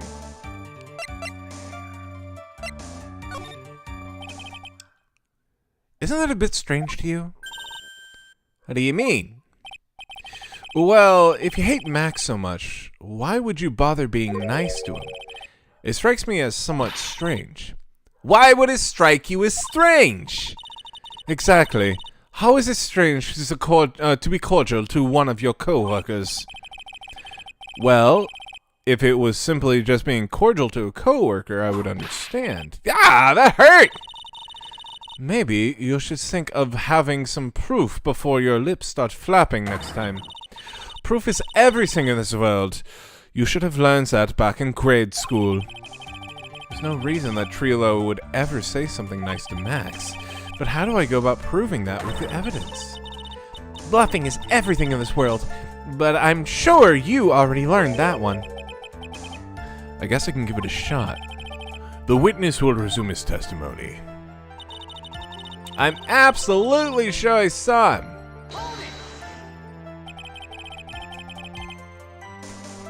You are 100% absolutely sure of what you just said. I told you already. Jeez, I am 100% absolutely sure. There's no way that he could be any more confident than that, right? There's no way I can mistake someone wearing those 3 ridiculous symbols. Those 3 ridiculous symbols, huh?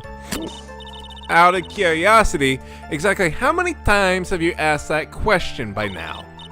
If you're gonna ask again, I'll answer with a chorus. Everyone together now. Silk hat, cloak, and white roses. Thank you very much. Maya, you didn't have to join in. You didn't have to join in, did you? But it's fun shouting out with everyone else. There has to be a hole in his testimony somewhere. I agree, but do we have the proof to actually make something stick? All we can do is try, right, Nick? We gotta have something that'll prove useful. Alright, time to go to work. Let's go ahead and do a quick save. Okay, and take a look at our info here. We got a scene of the crime photo. Got the silk hat.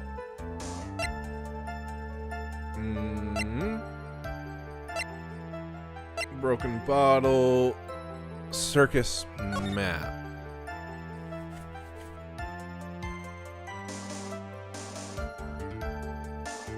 Ha ha ha ha.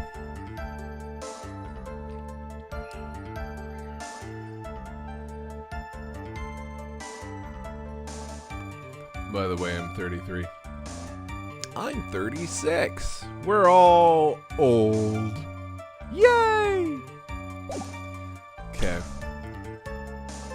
That's not 85. It may as well be. Money the Monkey. The Ring. Time of death was 10:15 p.m.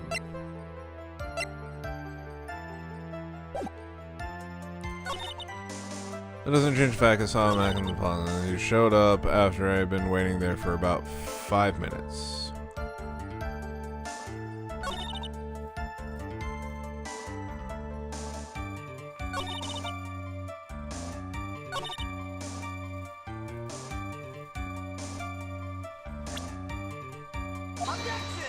Oh, shit. No. I didn't mean to present my attorney's badge to him.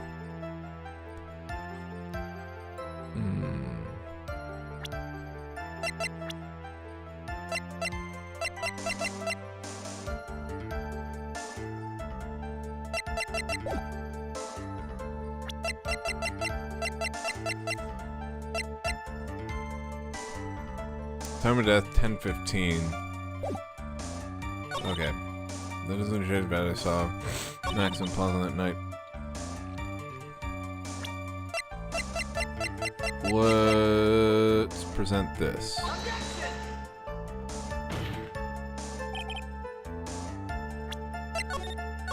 Nope. You seem like you're 85 though. I'm pretty much 85.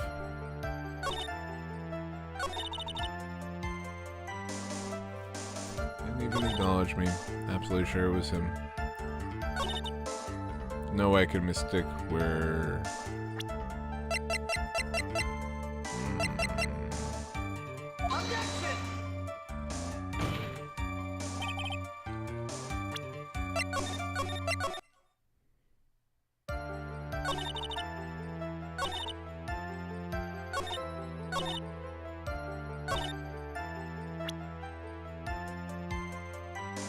I can't be. I like Skibbity Toilet.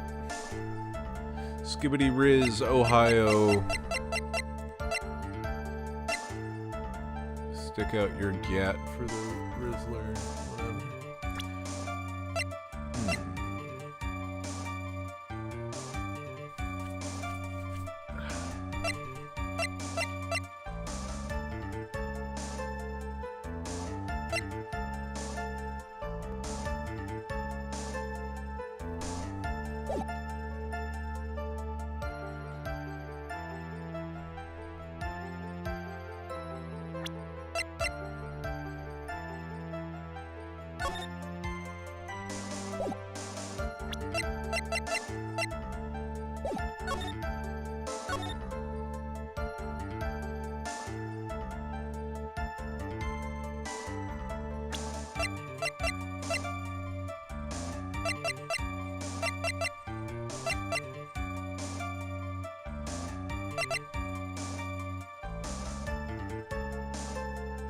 You asked my 11-year-old nephew if he likes Skibbity Toilet, and he was like, no, that show is too dumb for me.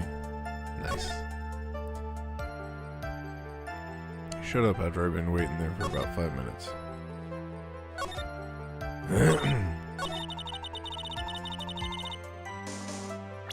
Oh, yeah? Did you have a good poopy? Yeah?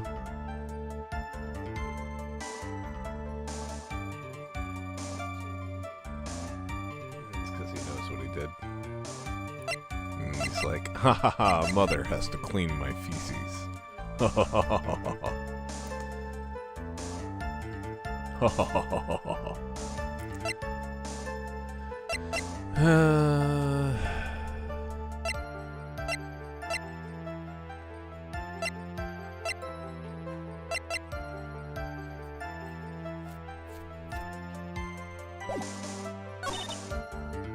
Said good evening to him. He didn't even acknowledge my presence.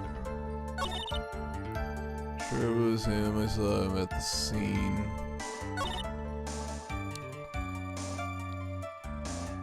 Those three ridiculous symbols.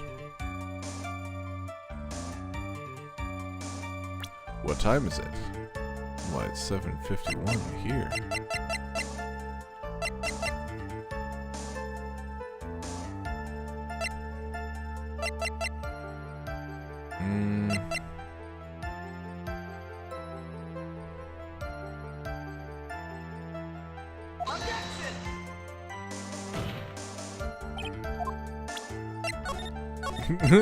It was worth a try. Let's keep things moving.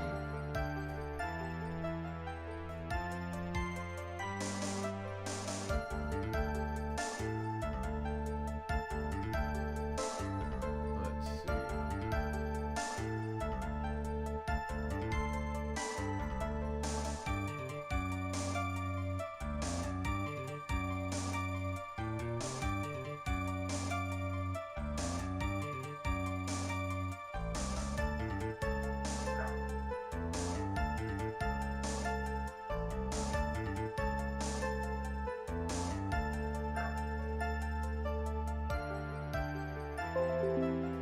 Present broken bottle to the same man. I said good evening to him, but he didn't even acknowledge my presence.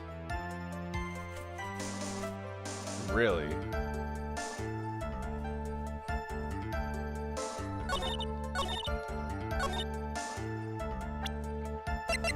Oh, because he's like, well, of course he didn't acknowledge you. Trilo, is it not true that you had a fight with Max on the day of the murder? A fight? A fight over Regina, to be exact. It wasn't that big of a deal. It was just an argument. A disagreement at most. Disagreement usually doesn't end with someone getting clonked over the head. Ah! Why are you using European time? 7:51. Military time. That morning, Ben got clobbered over the head by Max, didn't he? I just realized I have 5.5 hours of video lecture I need to watch in the next 9 days. That sounds fun. What do you need to watch video lecture for? What? Is that an omission of an assault and battery? Ouch! Before we handle that, we should wrap up the defendant's murder charge first. The truth is that on the day of the crime, the defendant and witness had a huge fight. There's absolutely no way they would have suddenly become cordial that evening. Experiment statistics. This beast is a liar. Ugh, I hate statistics. Moreover, just consider the personality of the witness on stand. There's no way a puppet this lewd would just up and say good evening to his rival. Wah! Are you saying this witness is lying? That he's trying to frame the defendant by claiming to have seen him at the scene of the crime? I didn't tell a single lie, honestly. That's enough from you, Mr. Quist. Mr. Wright, Yes, Your Honor? let's clarify this statement for the court. Could you explain your theory about what the witness actually saw that night?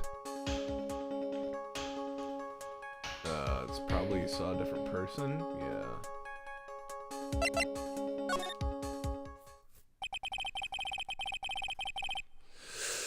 It is my belief that the witness did indeed see someone that night. It was just someone else. That's who he said good evening to. What kind of theory is that? The correct one. Damn. Got him! Furthermore, I don't believe the person the witness saw was Max at all. What? If he had truly met Max that night, there would have been no greeting at all. Which means there is only one proper answer. The person the witness saw that night was not Maximilian Galactica. That is why Trilo made the effort to greet whoever it was that he saw that evening. Or good evening, as he put it. What in the world? You... Would the defense kindly explain who it was Trilo saw that evening?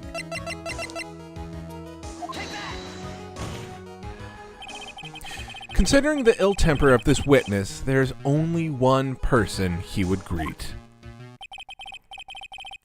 There are 3 types of lies. Lies, damn lies, and statistics. And the 4th being the lies the government tells you about our planet's shape. The Earth is flat. It must be Regina. It's Regina, right? She's so cute. No, Your Honor, it's not Regina.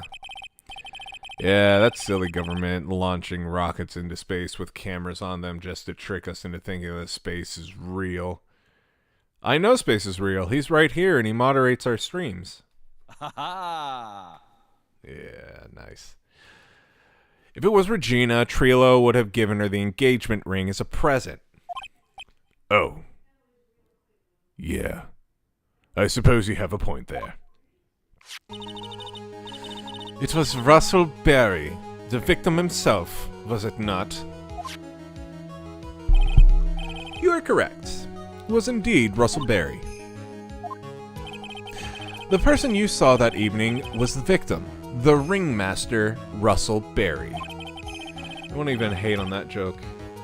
I make it every single time the word space is said. That's why you greeted him, Trilo. Isn't that correct? Answer the question, Mr. Quist. Wah! Ah! Order! Order! How do you respond to this? Related to Hallie, Blue, Black, and Rasp. Wait a second! Well, at first I thought it was the old man. But once I got a better look at him, it was obviously Maximilian Galactica.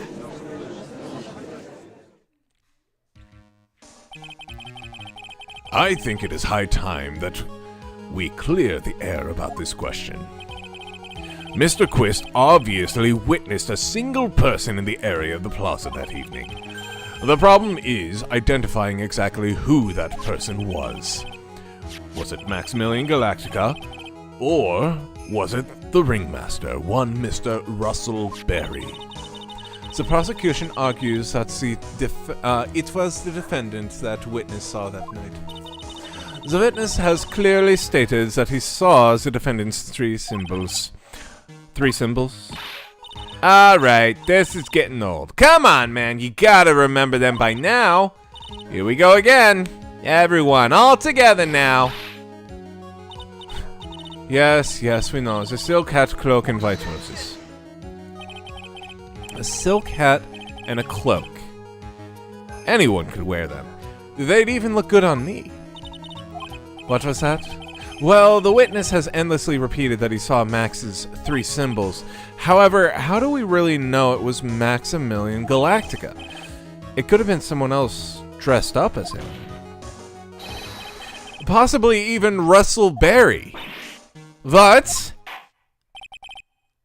Miss Von Karma, do you have clear evidence that the person the witness saw was the defendant? Well, If that's the case, then it is impossible for me to make a judgment at this point. Yes! I think we finally won a point in this one. That is very unfortunate. Huh?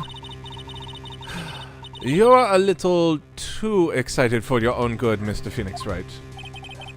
What do you mean by that?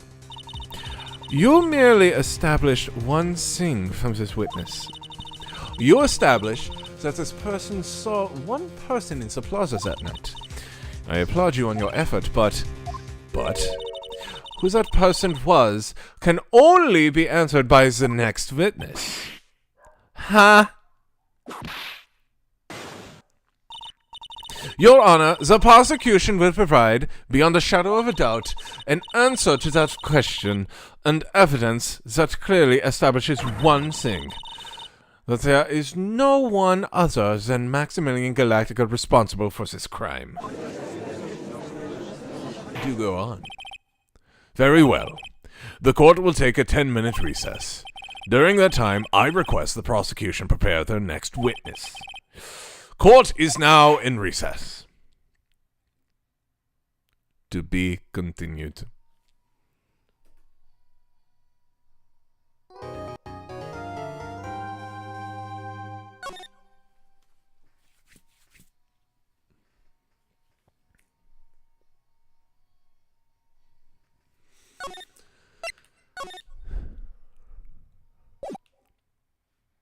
All right. That is a good stopping point. It is just about 8 o'clock. Actually, it is 8 o'clock. So I'm going to go ahead and call it here. This has been a fun stream of going through and selecting things for the Game of the Year awards and continuing on with the Phoenix Wright. Fuck me. Why fuck me? Just because I'm ending the stream at 8 o'clock like we're supposed to? Sorry, just continuing a bit from the last stream. Gotcha. I would love to visit Antarctica. Apparently you can actually book a trip, but it's like $10,000 US. Damn. From where? South America or New Zealand? Keyshawn's gonna miss you, chill. Aww. Wait.